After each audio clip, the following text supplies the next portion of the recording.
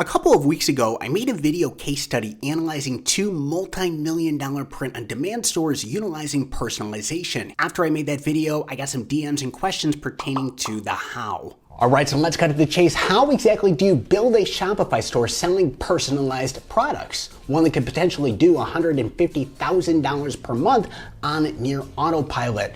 I want to mainly talk about the research and planning aspect that goes into this. I myself do have a print-on-demand Shopify store employing personalization. By the end of this year, we'll probably do close to $10 million in lifetime revenue, if not past that. I can honestly say though that I never really found true success with e-commerce until I found personalization. I also have a friend and he started getting into personalized products, selling these birth posters. Anyways, the business did tens of thousands of dollars in revenue pretty quickly. In fact, he recently sold the business to apply a lot of his insights that he learned from that to a new business. Since its trading debut 1 year ago, Stitch Fix users have grown 25% to 2.7 million. We're in the business of personalization. We do one-to-one, human-to-human personalization scalably. People love themselves. It's true. People love getting their name called or being bragged about to somebody. This human feeling can be applied to e-commerce in just the same way. With the right product and a right niche, great demographic, we can build trust and loyalty with a customer quicker than ever. And it's great for impulse purchases, and customers are more willing to talk about you on social media.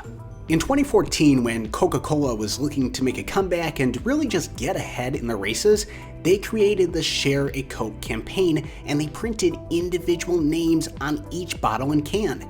The success they seen from this was the largest in over 10 years. New labels are coming off the printers and going on to millions of bottles of 20-ounce Coca-Cola as part of a new marketing campaign. Each label, one of about 250 different names to help you make a more personal connection with your beverage. If you're dying for a competitive edge that will set you apart, be profitable, and allowing you to not compete with Amazon, well, the model we'll be using for this is print on demand. I recommend working with Printful, Gooten, or Printify for sourcing your products. If we dissect the night sky, none of this is a guessing game. They caught the trend very early on. Okay, now we're going to talk about the night sky. This is what the sky looked like the day that your child was born. One of my favorite product research websites is Etsy, primarily because they specialize in personalization, and a simple search for star map yields dozens of high-rated sellers selling this. This tells us there's a market for it. If I were researching potentially selling this, let's say for the first time ever,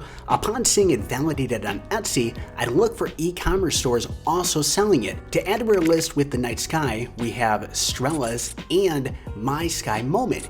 Ding, ding, ding. I'd be off to the races with this. Another similar site is Personalization Mall. I'd recommend also checking that out. Check out their homepage.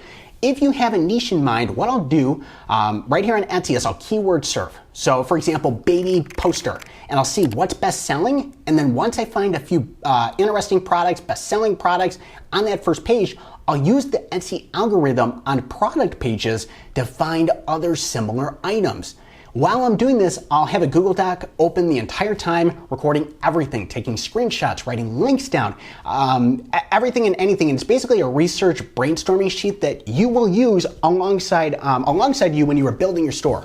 After narrowing in and finding something that might be interesting to sell, maybe on Etsy or a Facebook ad, try to find some e-commerce brands or other e-commerce brands selling that same thing. If they've taken the plunge and look successful, it's a very good sign. And when I say successful, I basically mean looking at their stats on SimilarWeb, looking at how many Instagram and Facebook followers they have, reviews on their website, anything that indicates they're making some money. Sometimes what I'll do is make an order on the website. If they're using Shopify, 95% of the time you can rely on the order number to tell you how many orders they've received. So let's say I'm order number 4,300, then I'd estimate they've done 3,300 orders. And if you want to go even deeper, you can take 3,300 and times that by an average AOV of say $60. And that's $198,000. So roughly $198K in lifetime revenue.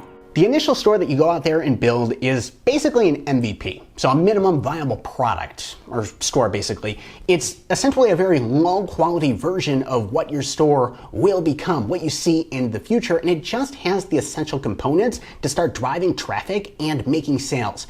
it's not really the amount of products that you have that matters. It's more so the quality. The quality is based on the research that you put in.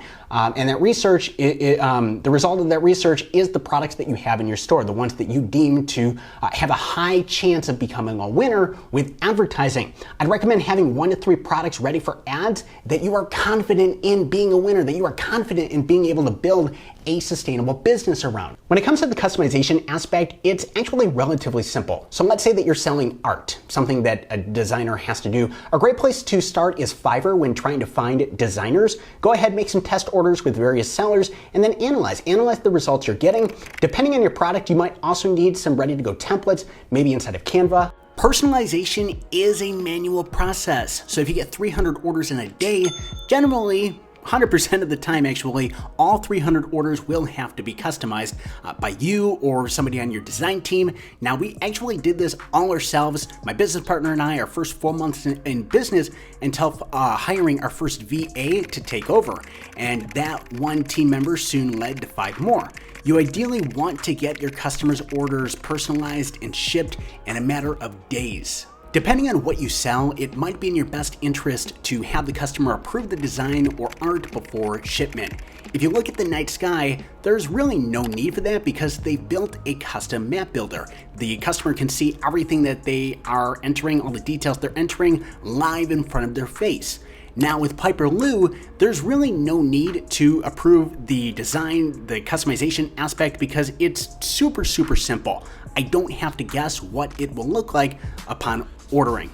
When it comes to pricing your products, margin is most important. You don't want to go out there and sell something rock bottom and have a $5 profit margin because it's just going to be so hard to build a sustainable business on the front end. What worked years ago just doesn't work the same nowadays. So when pricing products, let's say I'm going to sell this poster right here, and I go to Printful and it's $15. What I would do is go and sell it for $35. Having a $20 plus margin on your front end is your best bet. It's gonna really help you out with advertising. Your initial selling point is not firm though. It's really just a placeholder. Analyze your ads data, what you are receiving, customer data, everything, and based on that, you can raise or lower your prices. Finding your sweet spot with your pricing is absolutely key because you are able to maximize your results that way. Your results with everything and elevate your profitability and reach more people with Facebook advertising, everything and anything. To give you an example with us, with one of our products, we raised the price point by $5 and we thought, this is crazy. We're probably going to see a decrease in conversion rate. We actually see no change in our conversion rate. This was a major win for us. If we sell, for example, let's say 1,000 units of that product every single month, that's an extra $5,000 in profit that we would not have had otherwise if we would not have employed that test. You don't want to really just guess on a price and just keep it there. If it doesn't work, then the product is dead. Everything and anything is based upon data. Again, the price is a placeholder. Your goal should be to constantly learn so that you can earn. In the beginning of the video, I told you about somebody that created a store selling birth posters. It was a niche he was very knowledgeable about. In fact, he actually just had a kid at the time. He also knew a competitor doing what he envisioned, and upon checking Etsy, dozens of results. Let's break apart the birth poster. Besides their large following and social proof littered throughout the internet, they're selling these 20 by 27 inch posters for roughly $65. If I go to Printful, I found a similar size, 24 by 36 inches for $18. And in shipping costs, when you factor that in, I'd say we're looking at a total cost of goods out the door for about 21 bucks. Next, the design, my favorite part. If we go over to Fiverr, I couldn't really find anybody doing this per se.